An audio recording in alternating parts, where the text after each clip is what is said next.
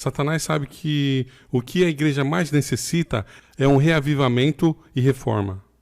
Portanto, ele introduziu na igreja uma falsificação. Tem levado as pessoas a pensarem que, mudando a forma de adorarmos, mudando a música que cantamos, mudando nossos métodos de evangelismo, usando mímicas e dramas, entre outras coisas mais, que então vamos encher a igreja e a igreja vai ter um reavivamento. Mas nada disso é reavivamento, meus irmãos e irmãs. Eu me lembro quando fui da Igreja Central de Fresno, eu pastoreei essa igreja durante 20 anos. Quando eu recém tinha chegado, tinha um comitê de adoração na igreja. Eles eram os que diziam como deveria ser o culto, a ordem, como adoravam, etc. E na igreja, quando eu cheguei, era uma igreja que estava bem deprimida, bem fraca. Uma igreja de 1.200 membros e num sábado de manhã havia 100 pessoas na igreja. Estava bem fraca. E eu recordo que um indivíduo que estava ali no comitê disse, nessa primeira reunião, quando eu assisti, ele disse: olha, essa igreja está em processo de morte. Essa igreja tem que reavivá-la. Vamos trazer uns teclados e vamos trazer bateria, então vamos ter música contemporânea para... Bom, pode ser que as pessoas venham e a igreja tenha um reavivamento. E eu olhei para ele, e a minha forma sempre é diplomática.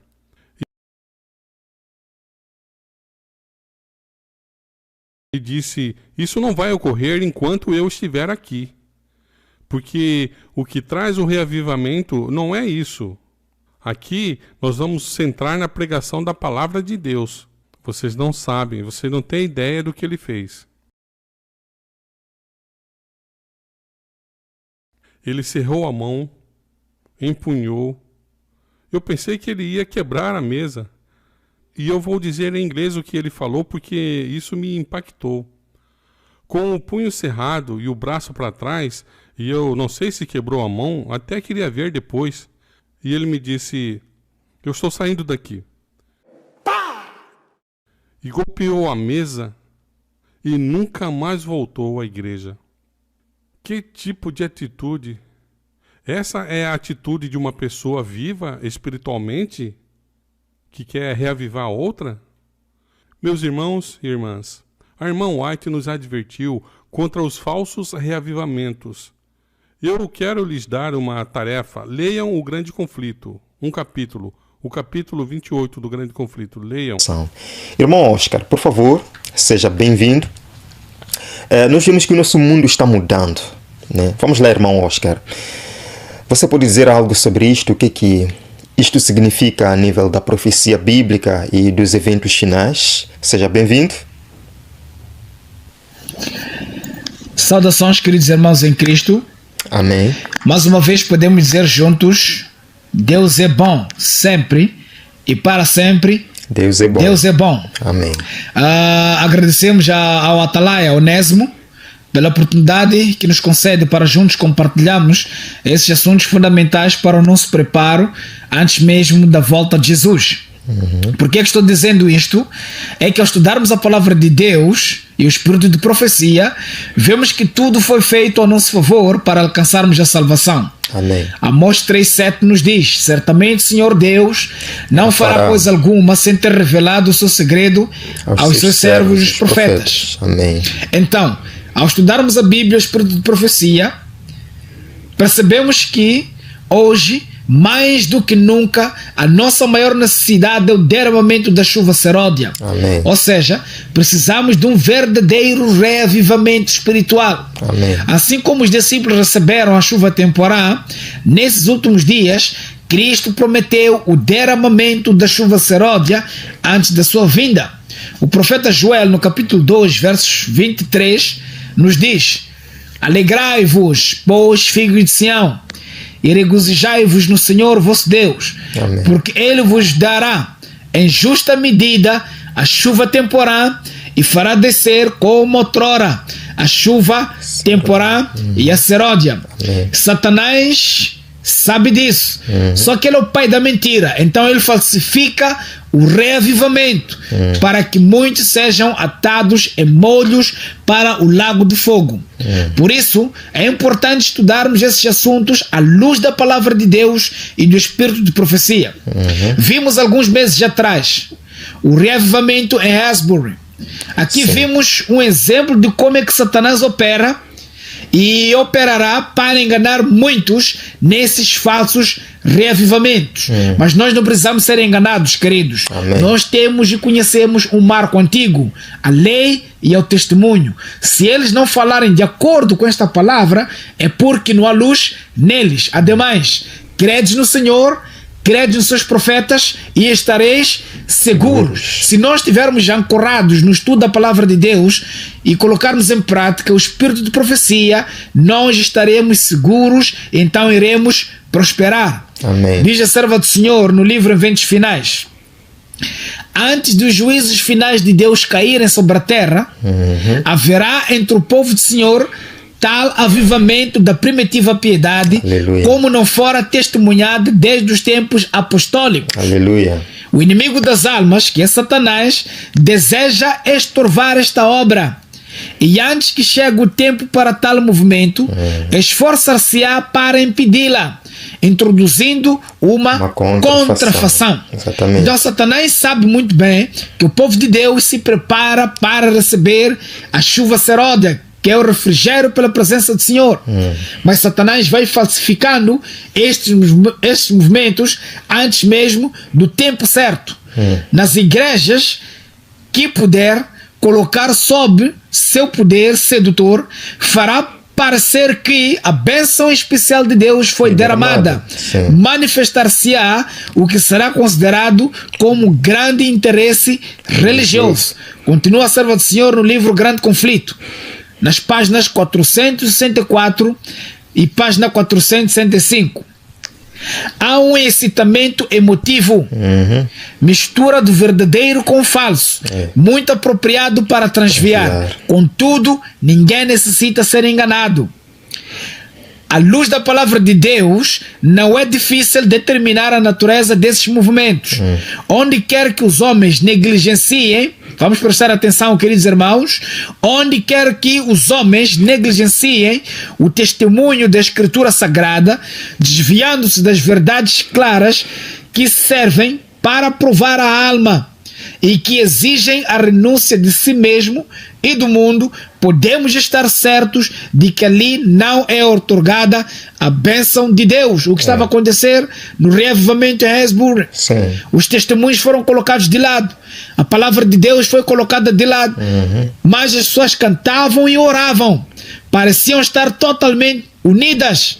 Mas lembrem, queridos irmãos, jamais haverá um verdadeiro reavivamento sem reforma.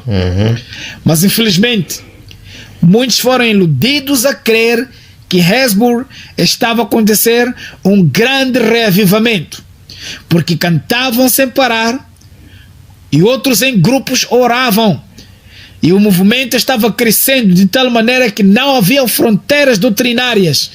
Quase que todas as pessoas estavam unidas, estavam em total e perfeita união, até que alguns chamaram isto da descida do Espírito Santo. Mas que Espírito Santo, amigos? O Espírito Santo de Deus? Claro que não, porque foi abandonado o estudo da palavra de Deus. Não quiseram ouvir que assim diz o Senhor.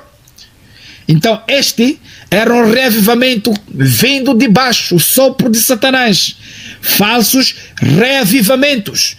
Mas nós não precisamos ser enganados, queridos. Precisamos estar ancorados no estudo da palavra de Deus e no espírito de profecia. Amém. Apóstolo Paulo nos adverte em Romanos capítulo 12, versos 2. E não vos conformeis com este mundo, mas transformai-vos pela renovação da vossa mente. Amém. Para que experimenteis qual seja boa e agradável e perfeita vontade de Deus. Então nós precisamos estudar diligentemente as Santas Escrituras e colocar em prática aquilo que ouvimos na palavra de Deus, para então não cairmos nas ciladas de Satanás. Para terminar, irmão Onésimo, vou deixar alguns pontos básicos das funções do Espírito Santo. Ok? Para nós percebermos se o reavivamento é verdadeiro ou não. Temos que conhecer as funções do Espírito Santo, as funções básicas do Espírito Santo. Ok? Primeiro, o Espírito Santo convence do pecado, da justiça e do juízo, produzindo arrependimento no coração. João 16, versos 13. Segundo, dirigir a mente no estudo da palavra de Deus, guiando-a em toda a verdade. Exato. João 14, 26. João 17, 17. Terceiro, recordar as verdades ou passagens bíblicas já estudadas em momento de necessidade ou de emergência. Marcos 13, versos 11. Quarto, interceder por nós perante o Pai quando oramos, interpretando e aperfeiçoando nossas súplicas. Romanos capítulo 8, versos 26. Quinto, dar-nos o testemunho ou a certeza interna de que somos filhos de Deus. Romanos 8, 16. E por fim, habilitar-nos como filhos de Deus a proclamar com êxito e com poder as boas novas da salvação. Amém. Atos capítulo 1, versos 8. Que Deus nos abençoe, queridos. Amém. E nós devemos ficar claros, percebendo que esta é a maior necessidade, o derramamento da chuva seródia para o tempo que nós vivemos. Amém. No livro Preparação para a Crise Final, termino aqui com a citação de Fernando Chaes, que o Espírito Santo é a maior bênção que o Filho de Deus ou a Igreja pode receber. Amém. Mas devemos tomar cuidado que Satanás, ele vai trazer uma contrafação. Na história da nossa igreja, nós vimos no passado histórias negativas de falsos reavivamentos. A alusão, o reavivamento em Indiana. Então nós não precisamos ser enganados, precisamos estudar a palavra de Deus e colocar em prática os testemunhos, porque assim Deus nos preparará melhor para então receber a chuva seródia. Que Deus abençoe a todos e continuação de um bom estudo. Até a próxima oportunidade. Amém. Muito obrigado, irmão Oscar. E o irmão mencionou aqui as funções do Espírito Santo e citou o evento de Indiana, que aconteceu lá no tempo de Ellen White, que inclusive aconteceu no nosso meio. Bem, e ela disse que isso se repetiria à medida que nos aproximamos do tempo do fim, ou do final do tempo da graça. Vamos ler algumas passagens muito interessantes sobre isto. Mensagens escolhidas. Ela disse: temos muito mais a temer de dentro do que de fora. Os obstáculos à força e ao êxito são muito maiores da parte da própria igreja do que do mundo. Então, irmãos, de acordo com o Espírito de Profecia, os obstáculos para o avanço da mensagem, os obstáculos para a pregação do Evangelho são mais de dentro do que de fora. Mas por quê? E ela diz que os incrédulos têm direito de esperar que os que professam observar os mandamentos de Deus e ter a fé de Jesus façam muito mais que qualquer outra classe para promover o quê? E honrar mediante sua vida coerente, seu exemplo piedoso, muito interessante, o exemplo, sua influência ativa, representando assim a causa que representam. Portanto, irmãos, o nosso exemplo fala muito diante do mundo. Nós, como conhecedores da verdade, precisamos trazer um bom exemplo. O mundo está a portar-se dessa maneira, sabemos que tudo isso são sinais do final do tempo da graça, o falso reavivamento, mas muitas vezes nos comportamos como se não soubéssemos que estas coisas já aconteceriam.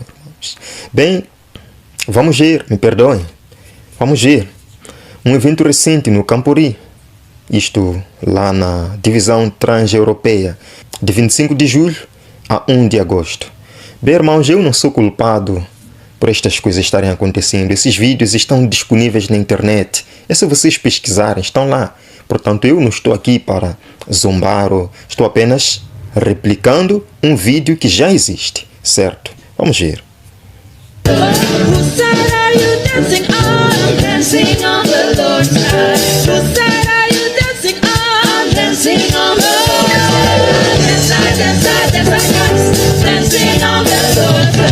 dance, dance, dance, dance, dance.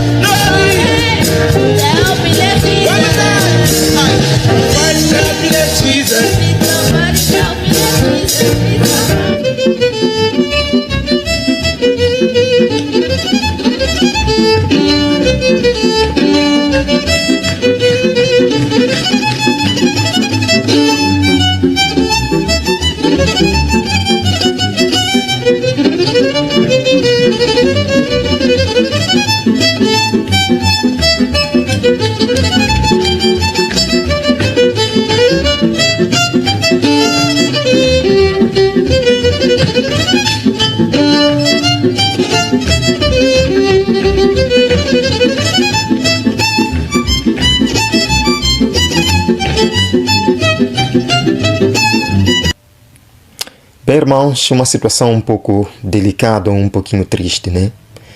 E, na minha opinião, sabem por que estas coisas vêm se repetindo cada vez mais?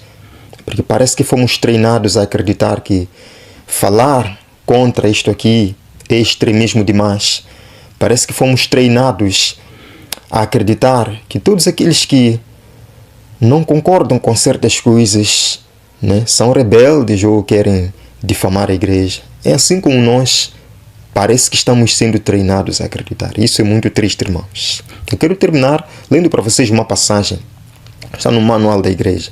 Vejam, irmãos, o posicionamento oficial desta igreja. Diz o seguinte: devemos exercer muito cuidado na escolha da música nas nossas casas, reuniões sociais, escolas e igrejas. Está aqui, irmãos. Este sim é o posicionamento oficial desta igreja. Ter muito cuidado com a escolha da música. Em casa, nas reuniões sociais, nos camporis, nas escolas, nas igrejas. Muito cuidado. Agora a pergunta, será que estamos exercendo esse muito cuidado? E é dito que qualquer melodia que participe da natureza do jazz, rock ou formas híbridas relacionadas, ou qualquer língua que expresse sentimentos insensatos ou triviais, será rejeitada. Está aqui o posicionamento oficial desta igreja. Mas, infelizmente, não estamos colocando em prática este posicionamento.